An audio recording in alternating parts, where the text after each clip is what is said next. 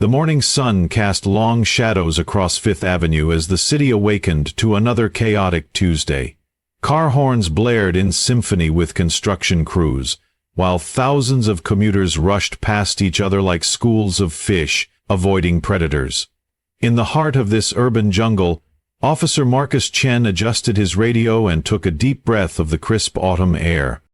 At 26, Marcus still felt the weight of his badge every morning. 6 months on the force, and he still approached each day with the same nervous energy that had carried him through the police academy. His parents, who had immigrated from Taiwan with nothing but hope and determination, had taught him that true success came from serving others. "Help people, Marcus," his mother would say in her broken English, "and the universe helps you back." The crowd thickened as the morning rush reached its peak. Marcus navigated through clusters of suits and coffee cups, his trained eyes scanning for anything unusual. That's when he heard it. A baby's cry cutting through the urban noise like a knife through butter. But this wasn't just any cry. This was the desperate wail of an infant in distress, accompanied by what sounded like someone struggling. Through the sea of indifferent faces, Marcus spotted her. A young woman, probably in her late 20s, hunched over a broken baby stroller on the sidewalk. Her long, dark hair fell like a curtain around her face as she tried desperately to fix what appeared to be a collapsed wheel.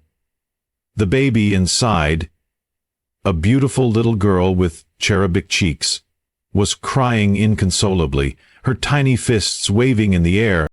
What struck Marcus immediately wasn't just the scene itself, but how everyone else simply walked around them. Commuters stepped over the broken stroller pieces, some even showing visible annoyance at the obstruction. Here was a mother in clear distress, and the city's millions simply pretended she didn't exist. The woman looked up briefly, and Marcus caught a glimpse of her face. Even through the exhaustion and frustration, there was something striking about her features. High cheekbones, intelligent green eyes, and a dignity that seemed at odds with her current circumstances. She wore a simple, faded denim jacket over a plain white t-shirt, with jeans that had seen better days. Her sneakers were worn at the heels, and a small backpack beside her appeared to contain everything she owned. As Marcus approached, he noticed the woman's shoulders shaking slightly. Whether from cold exhaustion or emotion, he couldn't tell. The baby, who couldn't have been more than 8 months old, had worked herself into such a state that her face was red with exertion. The broken stroller lay partially disassembled on the concrete, one wheel completely detached and rolling slowly toward the street. "Ma'am," Marcus called out gently as he approached, his voice barely audible over the city noise. "Do you need some assistance?" Evangeline Rosewood looked up from her broken stroller, and her first instinct was to recoil. In her experience, uniformed authority figures rarely brought good news. She'd spent too many years watching police officers hassle her neighbors in the housing projects where she'd grown up, where a badge often meant trouble rather than help. "I'm fine," she said quickly, her voice barely above a whisper. She turned back to the stroller, her hands trembling as she tried once again to reattach the wheel. Baby Zara's cries grew more intense, and Evangeline felt tears threatening to spill over. She'd been walking for over an hour, trying to get to the community center where she volunteered, when the stroller finally gave up completely. Marcus knelt down beside her, careful to maintain a respectful distance. He'd learned in his short time on the force that people in vulnerable situations often felt threatened by authority, regardless of intentions. His training had taught him about de-escalation, but his heart taught him about compassion. "I'm not here to cause any problems," he said softly, his voice taking on the same tone he used when talking to his young nieces. "I just noticed you've been struggling with this for a while, and I thought maybe I could help. I'm pretty handy with mechanical things." Evangeline glanced at him sideways, studying his face. Unlike many officers she'd encountered, this one seemed genuinely concerned rather than suspicious. There was something in his dark eyes that reminded her of her own father, a gentleness that spoke of understanding rather than judgment. "The wheel it won't stay on," she admitted, her voice breaking slightly. I don't have money for a new one, and I need to get Zara to daycare so I can get to work." The lie came easily. She'd been practicing this role for months now, learning to inhabit the struggles of the people she served in government. Marcus examined the stroller more closely. The wheel attachment was completely broken. The plastic housing cracked beyond simple repair, but the frame was still sturdy, and he had an idea. "You know what?" he said, standing up and brushing off his knees. "Why don't I just push this for you? Where do you need to go?" The offer caught Evangeline completely off guard. In all her months of walking among the city's residents in disguise, experiencing firsthand the challenges they faced, no one had ever offered such simple, direct help. She'd encountered kindness, certainly, but this was different. This was a police officer. Someone with no obligation to help her, someone who could easily have walked away like everyone else, offering to push her baby's stroller. I couldn't ask you to do that," she stammered, though hope flickered in her green eyes. "Don't you have police work to do?" Marcus smiled, and the expression transformed his entire face. "Ma'am, helping people is police work. At least, that's what I believe it should be." He gestured to the crowd flowing around them. "Besides, looks to me like you could use a hand, and I've got two perfectly good ones." After a moment's hesitation, Evangeline nodded. Marcus carefully lifted baby Zara from the broken stroller, his movements surprisingly gentle for someone so young and presumably inexperienced with children. Zara's cries immediately began to subside as she found herself in steady, confident arms. "Hey there, beautiful," Marcus cooed to the baby, who stared at him with wide, curious eyes. "Your mama's having a tough morning, but we're going to help her out, okay?" As Marcus settled Zara back into the stroller and began pushing it with one hand while steadying the broken side with the other, Evangeline walked beside him in amazed silence. She'd been governor for 2 years now, had met presidents and prime ministers, had commanded rooms full of powerful people. But this simple act of kindness from a young police officer moved her more than any political achievement ever had. They walked slowly down Fifth Avenue, Marcus navigating the stroller carefully around potholes and pedestrians. The morning crowd seemed to part more easily around a uniformed officer, and Evangeline noticed how Marcus nodded politely to passers-by, how he smiled at children, how he seemed to genuinely enjoy interacting with the community he served. "So," Marcus said as they walked, "what kind of work do you do?" He asked not out of suspicion or official curiosity, but with the genuine interest of someone making conversation. "It's a piecemeal." Evangeline had prepared for this question. I do advocacy work, for families mostly, trying to help people navigate government services, understand their rights, that kind of thing." It wasn't entirely a lie. As governor, that was exactly what she tried to do, just on a much larger scale. "That's important work," Marcus said, meaning it. "I bet you see a lot of people who get lost in the system, people who need someone to speak up for them." "Every day," Evangeline replied, thinking of the constituent letters that crossed her desk, the stories of struggle and perseverance that shaped her policy decisions. "What about you? Have you always wanted to be a police officer?" Marcus was quiet for a moment, pushing the stroller past a street musician whose saxophone added a melancholy soundtrack to their conversation. "My parents came here with nothing," he finally said. "My dad worked 3 jobs to put me through school, and my mom cleaned offices until her hands bled. They always told me that if I was blessed enough to have opportunities, I had a responsibility to use them to help others." There was something in his voice that told Evangeline this wasn't a rehearsed speech or a public relations answer. This was a young man who genuinely believed in service, who saw his badge not as a symbol of power, but as a tool for helping his community. "That's beautiful," she said quietly. "Your parents sound like amazing people." "They are. They taught me that it doesn't matter what someone looks like, or where they come from, or how much money they have. What matters is how you treat people when they need help." He glanced at her briefly. "Like this morning. Anyone could see you needed help, but everyone just walked by. That's not the kind of world I want to live in." As they continued walking, their conversation flowed naturally. Marcus told her about his neighborhood, about the community garden he helped maintain on weekends, about his dream of becoming a detective so he could work on cases involving missing children. Evangeline found herself sharing stories too, carefully edited versions of her childhood in the projects, her struggles as a young single mother, her determination to make a better life for Zara. What struck her most was how Marcus listened, really listened, not with the polite attention of a politician hearing a constituent concern, but with the genuine interest of someone who cared about her story. When she mentioned having to choose between groceries and winter clothes for Zara, his face showed real pain. When she talked about her fears of not being able to provide enough opportunities for her daughter, he nodded with understanding. They turned onto Madison Avenue and the neighborhood began to change. The buildings grew taller, the storefronts more expensive, the people better dressed. Marcus noticed the shift and glanced at Evangeline curiously. "Where exactly are we headed?" he asked, gently. Evangeline's heart began to race. They were only a few blocks from the governor's mansion now, and she hadn't thought through how she would explain their destination.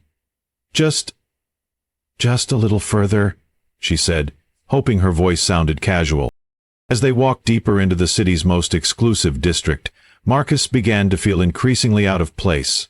The stroller wheels clicked rhythmically against the pristine sidewalks, a sound that seemed too humble for such grand surroundings. He noticed how the few pedestrians they encountered looked at them with curiosity or barely concealed disdain. A young police officer pushing a broken stroller, accompanied by a woman who clearly didn't belong in this neighborhood.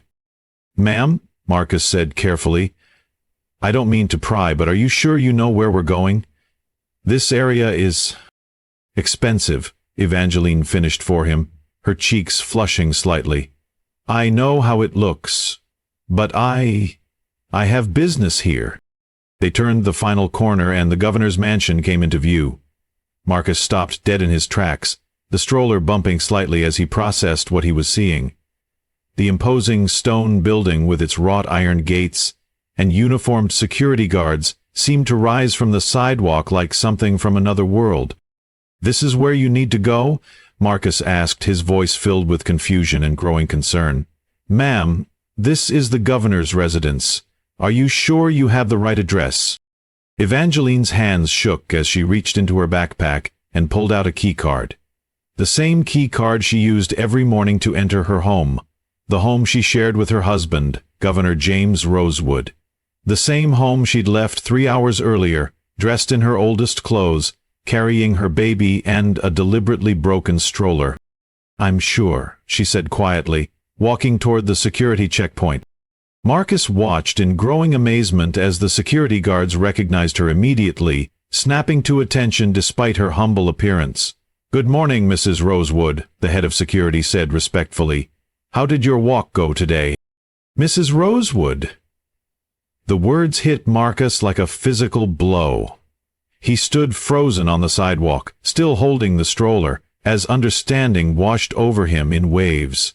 The woman he'd been helping for the past hour, the woman he'd assumed was struggling to make ends meet, was Evangeline Rosewood, the wife of the governor of New York.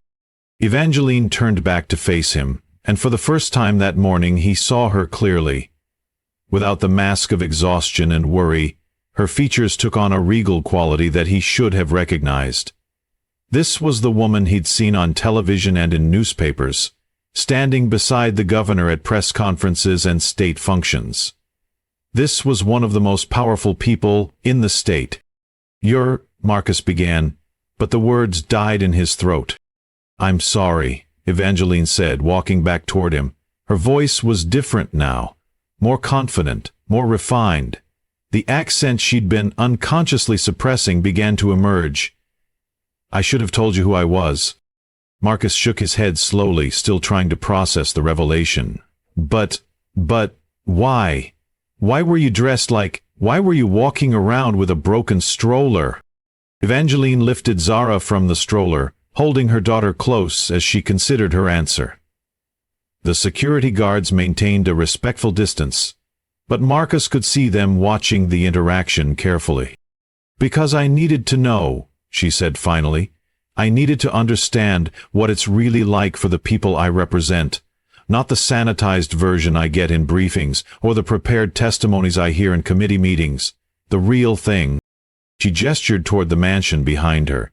"In there, I'm surrounded by advisors and protocol and people who tell me what they think I want to hear. Out here, I'm just another person struggling to get by. And the truth is, Officer Chen, most of the time when I'm out here, nobody helps. Nobody offers. They see a woman with a broken stroller and a crying baby, and they look away." Marcus found his voice again. "So this was, what, some kind of test?" "Not a test," Evangeline said quickly. "At least not in the way you mean. I do this once a month. I spend a morning living as close as I can to the reality my constituents face. Usually I end up frustrated and exhausted, with a deeper appreciation for how difficult life can be when you don't have resources or connections or power." She looked directly into his eyes. "But today was different. Today someone helped. Not because they recognized me or because they wanted something in return, but because they saw another human being who needed assistance." The weight of her words settled over Marcus like a blanket. He thought about his parents, about their struggles as immigrants, about all the times they'd needed help and hadn't received it. He thought about his training, about his commitment to serve and protect, about the oath he'd taken to help his community. "I would have helped anyone," he said quietly. "That's what we're supposed to do." "Yes," Evangeline agreed. "That's exactly what you're supposed to do. But Marcus, you're one of the few who actually does it." She shifted Zara to her other arm and continued. "Do you know how many police officers I've encountered during these walks? How many have passed by without a second glance when they saw someone struggling? You didn't just notice me. You cared enough to stop, to offer help, to spend your morning pushing my stroller across half the city." Marcus felt overwhelmed by the implications of what she was saying. "Mrs. Rosewood, I don't know what to say." "Call me Evangeline," she said with a small smile. "And you don't need to say anything. But I hope you'll let me ask you something." Marcus nodded, still feeling surreal about the entire situation. "What would make your job easier? What would help you help people more effectively?" The question caught him off guard. In his 6 months on the force, no one had ever asked his opinion about policy or procedure. He was just a rookie, expected to follow orders and learn from his seniors. Well, he began hesitantly, "I think sometimes people are afraid of us. Even when they need help, they're scared to approach police officers. Maybe if we spent more time in the community when we're not responding to calls, people would see us as neighbors instead of just law enforcement." "Huh." Evangeline nodded thoughtfully. "Community policing. Building relationships before crises happen." "Exactly, and maybe more training on how to help people navigate social services. I can't tell you how many times I've encountered people who needed help with housing or food assistance or health care, but I didn't know how to connect them with the right resources." As Marcus spoke, Evangeline could see the passion in his eyes, the genuine desire to make a difference. This young officer embodied everything she hoped policing could be: compassionate, community-focused, dedicated to service rather than enforcement. "Marcus," she said finally, "would you be interested in working with me on some of these ideas? I'm always looking for officers who understand what communities really need." Marcus stared at her, wondering if this was really happening. An hour ago he'd been a rookie cop on routine patrol. Now he was being asked to work with the governor's wife on police reform. "Yes, ma'am. Yes, Evangeline, I'd be honored." Evangeline smiled, and Marcus could see why the governor had fallen in love with her. Despite her position and power, there was something genuine and warm about her that made people want to help her succeed. "There's something else," she said, her voice taking on a more serious tone. "What you did today, helping someone you thought was just another struggling mother, that's exactly the kind of policing our communities need. You didn't see a potential problem to be managed or a situation to be controlled. You saw a person who needed help. She bounced Zara gently and the baby cooed happily, reaching for her mother's face.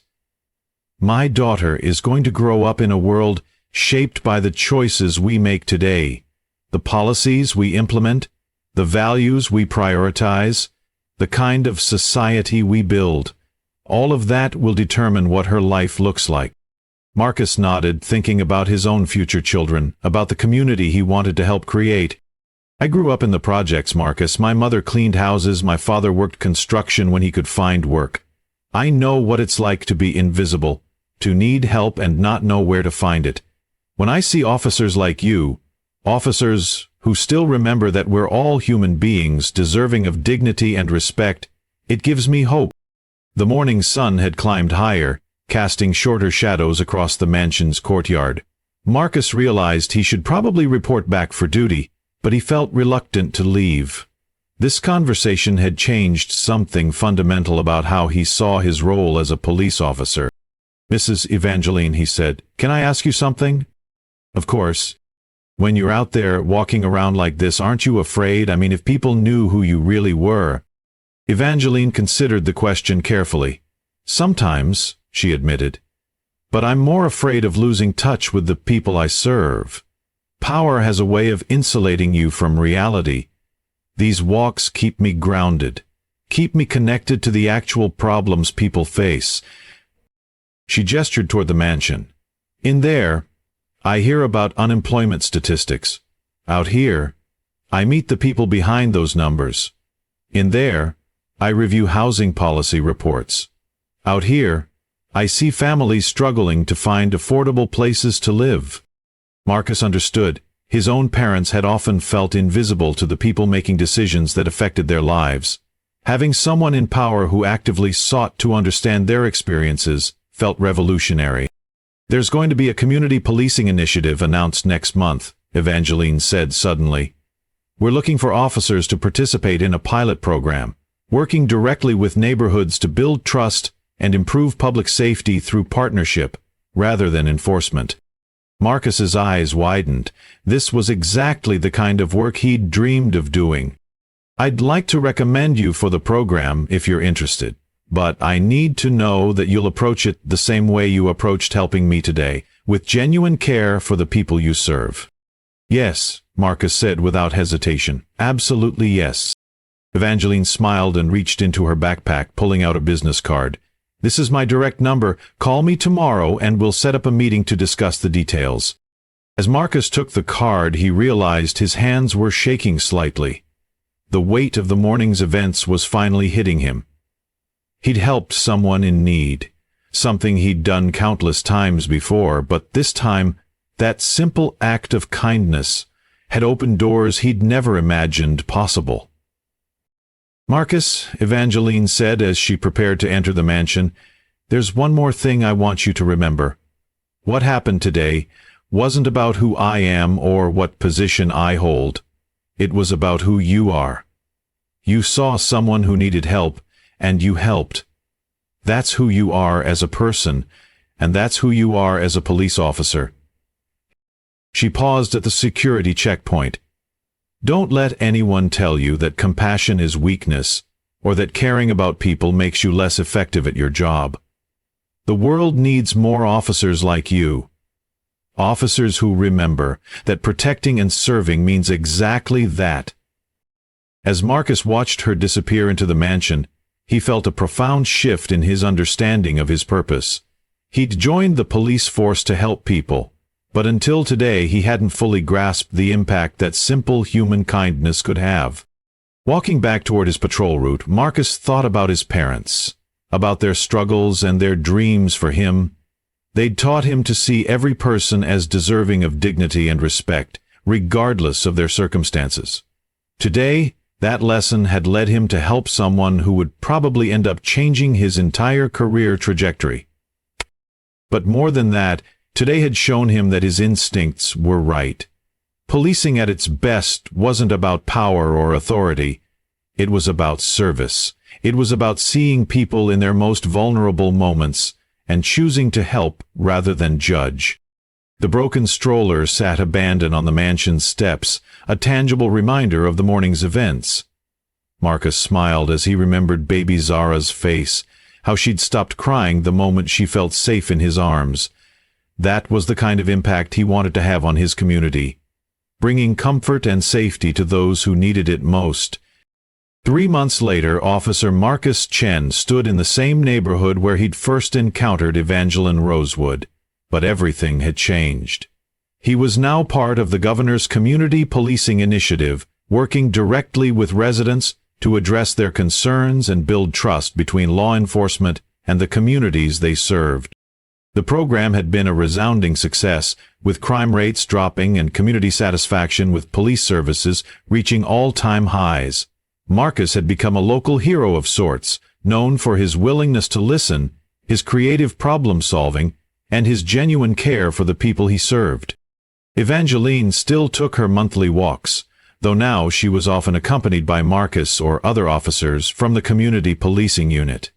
These walks had become an integral part of policy development, ensuring that the voices of ordinary citizens were heard at the highest levels of government. The story of the cop who pushed a baby stroller had become legend in both political and law enforcement circles, a reminder that the smallest acts of kindness can have the most profound consequences. It had sparked a statewide conversation about the role of police in communities, and had inspired similar programs across the country. But for Marcus, the most important outcome wasn't the recognition or the career advancement. It was the knowledge that he was living up to his parents' dreams for him, that he was using his opportunities to make a real difference in people's lives. Every morning when he put on his uniform, Marcus remembered that morning on Fifth Avenue. He remembered the crying baby, the broken stroller, and the woman who needed help.